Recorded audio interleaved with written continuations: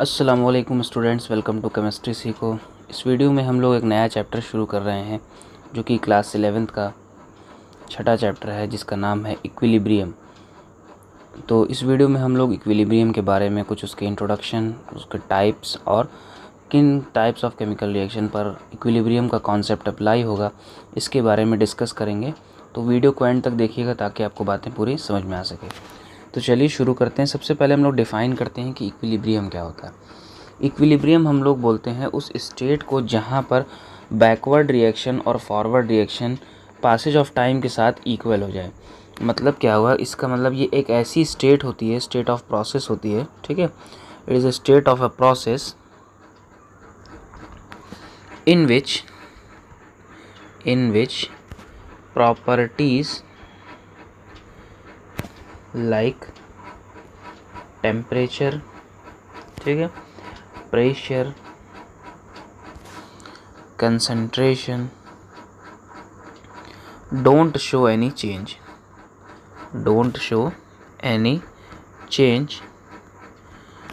with time। Basically हम ये समझते हैं कि ये एक ऐसा स्टेट होता है, ऐसी कंडीशन होती है जिसमें ना कोई भी प्रॉपर्टीज़, टेम्परेचर, प्रेशर, कंसंट्रेशन कुछ भी हो वो टाइम के साथ चेंज नहीं होती, बल्कि अगर हम ऐसे कहें तो सिंपली जो रेट ऑफ फॉरवर्ड होगा वही रेट ऑफ बैकवर्ड हो जाता है, ठीक है। मतलब जितना तेज़ी से चीज़ें सामने की तरफ जा रही है उतनी तेज़ी से वही सेम स्पीड से वापस भी आएंगी। इसके दो टाइप्स होते हैं, ठीक है। टाइप्स से हम ज़्यादा बेहतर समझ पाएंगे कि क्या कहना चाह रहा है इक्विलिब्रियम। इसके टू टाइप्स होते हैं, ठीक है। एक होता है हमारा स्टैटिक इक्विलिब्रियम और दूसरा होता है हमारा डायनामिक इक्विलिब्रियम, ठीक। जैसे स्टैटिक इक्विलिब्रियम का अगर हम एग्जांपल लें तो एक बॉडी को हम कंसीडर कर लेते हैं जिसके ऊपर इक्वल एंड अपोजिट फोर्स लग रही है न्यूटन थर्ड लॉ के अकॉर्डिंग, ठीक है। सपोज कर लेते हैं ये एक बॉडी है जिसका मास है m, ठीक।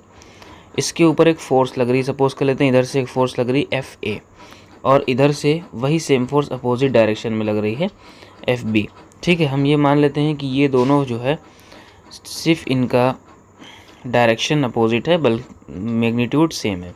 तो होगा क्या, ये जो बॉडी है ये अपनी जगह पर खड़ी रहेगी, रुकी रहेगी, मूव नहीं करेगी, ठीक है। मतलब दोनों तरफ से प्रोसेस की जा रही है, इधर से भी फोर्स लगाया जा रहा है, इधर से भी फोर्स, मगर ये बॉडी पे कोई इफेक्ट नहीं पड़ रहा है क्योंकि ये इक्वल एंड अपोजिट फोर्स होती है, ठीक। तो ऐसे सिनेरियो में हम कहते हैं कि ये बॉडी किस में आ गई है, स्टैटिक इक्विलिब्रियम में आ गई है, ठीक है ना, क्योंकि बॉडी रुकी हुई है। जितना फोर्स इधर से आ रहा है उतना ही फोर्स इधर से आ रहा है, इस वजह से इसका मूवमेंट नहीं हो रहा है, ठीक है। अगर हम डायनेमिक इक्विलिब्रियम की बात करें तो डायनेमिक इक्विलिब्रियम में हमको एक एग्जांपल लेना पड़ेगा। सपोज कर लेते हैं हमारे पास एक टैंक है, दो टैंक है बल्कि, जो दोनों आपस में एक दूसरे से क्या हैं, कनेक्टेड हैं, ठीक है। हम क्या करते हैं, इस साइड से वाटर को फिल करते हैं, ठीक।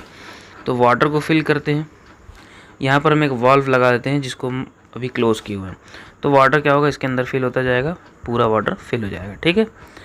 अब इस वाल्व को हम लोग क्या करेंगे, ओपन करेंगे। वाल्व को ओपन करने से क्या होगा, वाटर का फ्लो इस तरफ आने लगेगा, यानी इधर से लेवल क्या होगा, डाउन होगा और इधर से राइज होगा। और एक ऐसी कंडीशन आ जाएगी जहाँ पर जितना इसका लेवल होगा, सपोज कर लेते हैं कि ये डाउन करके लेवल यहाँ आ गया, ठीक है, जितना इसका लेवल होगा उतना ही जो है क्या होगा, इसका भी लेवल होगा। तो ऐसी कंडीशन में जो फॉरवर्ड स्पीड होती है, वाटर की इधर जाने की स्पीड, फॉरवर्ड स्पीड, ठीक है, वो बराबर हो जाती है उसके बैकवर्ड स्पीड से। बैकवर्ड स्पीड का मतलब देखिए, वाटर का फ्लो तो दोनों तरफ हो सकता है, तो इधर भी, मतलब इधर जाने वाली फोर्स और इधर जाने वाली फोर्स जब इक्वल हो जाएगी तो इन दोनों टैंक्स में वाटर का लेवल जो है अप्रॉक्सीमेटली क्या होगा, इक्वल हो जाएगा। तो ऐसी कंडीशन में हम लोग कहते हैं कि हमको क्या अचीव हो गया, डायनामिक इक्विलिब्रियम हो गया, ठीक है। ऐसी सिचुएशन में हमको क्या हो गया, डायनामिक इक्विलिब्रियम हो गया, ठीक है। तो ये होता है हमारा इक्विलिब्रियम। बेसिकली कहने का मतलब ये कि जिस स्पीड से कोई चीज़ चल रही हो उसी स्पीड से वापस आ जाए। तो ऐसे सिनेरियो में क्या होगा, फॉरवर्ड और बैकवर्ड दोनों इक्वल हो जाएंगे और हमारे पास क्या आ जाएगा, डायनामिक इक्विलिब्रियम हो जाता है, ठीक है। अब अगर डायनामिक इक्विलिब्रियम केमिकल रिएक्शन पे अप्लाई किया जाए तो dynamic equilibrium in case of chemical reaction is called chemical equilibrium.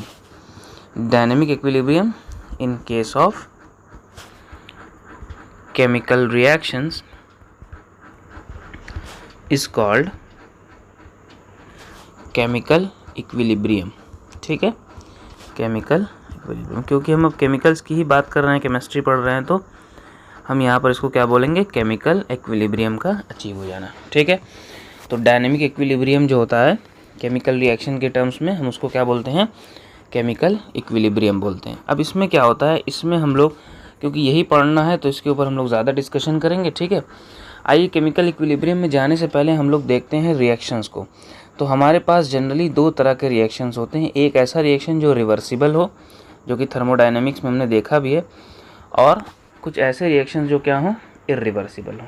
ठीक है, दोनों को एग्जांपल लेते हैं तो हमको समझ में आएगा। इरिवर्सिबल रिएक्शंस, ठीक है, तो इरिवर्सिबल रिएक्शंस वो रिएक्शंस होते हैं जो एक बार प्रोडक्ट बना के रुक जाएं। जैसे एग्जांपल के लिए हमारे पास HCl है, हम इसका रिएक्शन NaOH से कराते हैं तो वापस से ये क्या बन जाता है, NaCl और H2O। अब ऐसा नहीं है कि हम NaCl को पानी में डालें तो हमको वापस HCl और NaOH मिल जाए, तो यानी कि ये रिएक्शंस बैकवर्ड नहीं आ सकते। ठीक है, इसी तरह से अगर हम मान लेते हैं सिल्वर नाइट्रेट है, उसका रिएक्शन हम करा देते हैं सोडियम क्लोराइड से, तो यहाँ पर हमारे पास प्रेसिपिटेशन रिएक्शन होता है जिसमें सिल्वर क्लोराइड बनती है और सोडियम नाइट्रेट। अब ऐसा नहीं कर सकते हम कि सिल्वर क्लोराइड को सोडियम नाइट्रेट में मिलाएं तो हमको सिल्वर नाइट्रेट और सोडियम क्लोराइड मिल जाएगा। ठीक है, मतलब ये रिएक्शन बैक नहीं जा सकता, तो ऐसे रिएक्शंस को हम लोग क्या कहते हैं, इरिवर्सिबल रिएक्शंस। ठीक है, ये ऐसे रिएक्शंस हैं जो नॉन इक्विलिब्रियम होते हैं, मतलब इनमें इक्विलिब्रियम का अचीवमेंट नहीं हो पाता है। ठीक है, ये नॉन इक्विलिब्रियम रिएक्शंस हैं। ठीक है, लेकिन अगर हम बात करें रिवर्सिबल रिएक्शंस की तो इसका एग्जांपल बड़ा फेमस है, हेबर प्रोसेस, जिसमें एमोनिया बनाई जाती है। ठीक है, तो हमारे पास एमोनिया बनती है, ठीक, या फिर हम सल्फ़र डाइऑक्साइड का प्रोडक्शन ले लेते हैं तो हमको सल्फ़र ट्राइऑक्साइड मिल जाती है, इसको बैलेंस करते हैं, यहाँ 2 कर लेते हैं और यहाँ पे 2। ठीक है, इस तरह के जो रिएक्शंस होते हैं इनको हम लोग बोलते हैं रिवर्सिबल। मतलब ये कि अगर हम एमोनिया को छोड़ देंगे तो वो स्प्लिट आउट होकर वापस से नाइट्रोजन और हाइड्रोजन में कन्वर्ट हो जाएगा। सल्फ़र ट्राइऑक्साइड जो है अगर रिएक्शन में है मौजूद तो वापस से वो डिकम्पोज होकर सल्फ़र ऑक्साइड और ऑक्सीजन में बन जाएगा। फिर सल्फ़र ऑक्साइड और ऑक्सीजन एक दूसरे से रिएक्शन करेंगे और वापस से क्या बना लेंगे, सल्फ़र ट्राइऑक्साइड। मतलब ये रिएक्शन इधर भी जाता रहता है और इधर भी जाता रहता है। इसीलिए हम लोग यहाँ पर कुछ इस तरह की एरो लगा रहे हैं, जिसमें हाफ एरो ऊपर की रिप्रेजेंट कर रही है कि फॉरवर्ड प्रोसेस हो रही है। ठीक है, या फॉरवर्ड रिएक्शन हो रहा है, और ये जो बैकवर्ड एरो है या उल्टी तरफ इस तरफ जा रही है, इसको हम लोग बोलते हैं बैकवर्ड रिएक्शन को दिखा रही है। ठीक है, अब क्योंकि जिस स्पीड से नाइट्रोजन हाइड्रोजन कंबाइन होकर एमोनिया बना रहे हैं उसी स्पीड से एमोनिया डिकम्पोज होकर नाइट्रोजन हाइड्रोजन बना रही है। ठीक है, तो आफ्टर सम टाइम क्या होता है ना कि दोनों का रेट जो होता है एक दूसरे के बराबर हो जाता है। मतलब अगर हम एक जनरल एग्जांपल लें तो A+B जो है बना रहा है C+D और C+D मिलके A+B बना रहा है, तो एक ऐसी आफ्टर सम टाइम एक ऐसी कंडीशन अचीव होगी जहाँ पर फॉरवर्ड रिएक्शन स्पीड इक्वल हो जाएगी बैकवर्ड रिएक्शन के। ठीक है, बैकवर्ड रिएक्शन के। तो ऐसी जो सिचुएशन आती है, सिनेरियो जो आता है, इसको हम लोग बोलते हैं क्या, इसको हम लोग बोलते हैं कि इसकी इक्विलिब्रियम अचीव हो गई। ठीक है, मतलब कहने का अगर ये जो है बन के इसको में कन्वर्ट हुआ तो फ़ौरन ही ये इसमें कन्वर्ट हो जाएगा, फिर ये इसमें कन्वर्ट होगा, फिर इसमें, फिर एक टाइम ऐसा आएगा दोनों एक दूसरे से इतना तेज़ बराबर हो जाएंगे, दोनों का बनने की स्पीड बराबर हो जाएगी, तो क्या हो जाएगा, इक्विलिब्रियम को अचीव हो जाती है। ठीक है, अब ये जो इक्विलिब्रियम अचीव होने के बाद जो हमको मिक्सचर मिलता है ना, ठीक है, ये बड़ी इंपॉर्टेंट लाइन है कि मिक्सचर ऑब्टेन्ड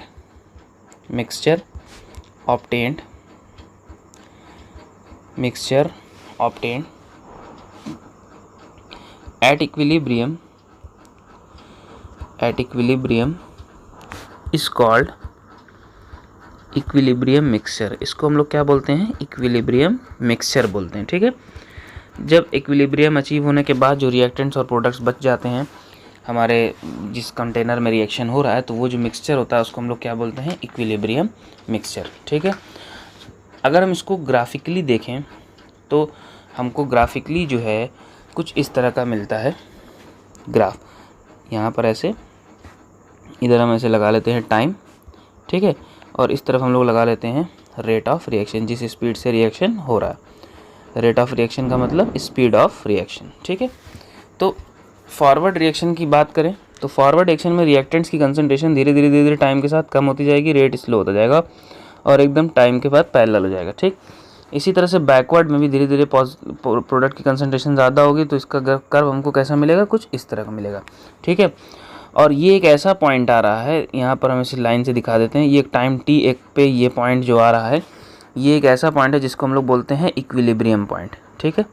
इसको हम लोग क्या बोलते हैं, इक्विलिब्रियम पॉइंट, और ये रिप्रेजेंट कर रहा है कि इक्विलिब्रियम अचीव हो गई है, यानी रेट ऑफ फॉरवर्ड रिएक्शन जो है, रेट ऑफ फॉरवर्ड रिएक्शन जो है वो किसके बराबर हो गया है, रेट ऑफ बैकवर्ड रिएक्शन के, ठीक है।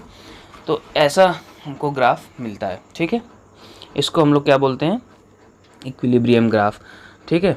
बेसिक सिंपली हम कहें तो हम इसको टर्म्स में लिखें तो हम कह सकते हैं कि rate of forward reaction equals to rate of backward reaction. अब इसमें ख़ास बात यह है, इसको ध्यान से समझना है कि ऐसी कंडीशन जब आती है जहाँ पर rate of backward reaction rate of forward reaction के इक्वल हो जाता है, वहाँ पर कंसंट्रेशन ऑफ ईच रिएक्टेंट, ध्यान से समझिएगा, कंसंट्रेशन ऑफ ईच रिएक्टेंट, हर रिएक्टेंट का कंसंट्रेशन और प्रोडक्ट का कंसंट्रेशन, मतलब ईच रिएक्टेंट, जितने भी रिएक्टेंट, जैसे मान लीजिए मेरे पास reaction A plus B C plus D बन रहा है, तो ए बी सी डी चारों की रिएक्टेंट और प्रोडक्ट जितने भी लिए गए सबकी जो कंसंट्रेशन हो जाती है वो क्या हो जाती है, कांस्टेंट हो जाती है, ठीक है, बिकम कांस्टेंट। इसको याद रखना, ये बड़ी इंपॉर्टेंट बात है कि जब इक्विलिब्रियम अचीव होता है तो रिएक्टेंट और प्रोडक्ट की जो कंसंट्रेशन होती है वो क्या होती है, कांस्टेंट हो जाती है, ठीक है। तो इस वीडियो में बस इतना ही। नेक्स्ट वीडियो में हम लोग डिस्कस करेंगे कैरेक्टरिस्टिक्स ऑफ इक्विलिब्रियम के बारे में, फिर उसके बाद हम डिफरेंट फिजिकल प्रोसेस में इक्विलिब्रियम को देखेंगे कि किस प्रोसेस में कैसे इक्विलिब्रियम अचीव होता है, ठीक है। तो इस वीडियो में बस इतना ही। Thanks for watching. अगर वीडियो पसंद आया हो तो इसको लाइक कीजिएगा और भी स्टूडेंट से शेयर कीजिएगा।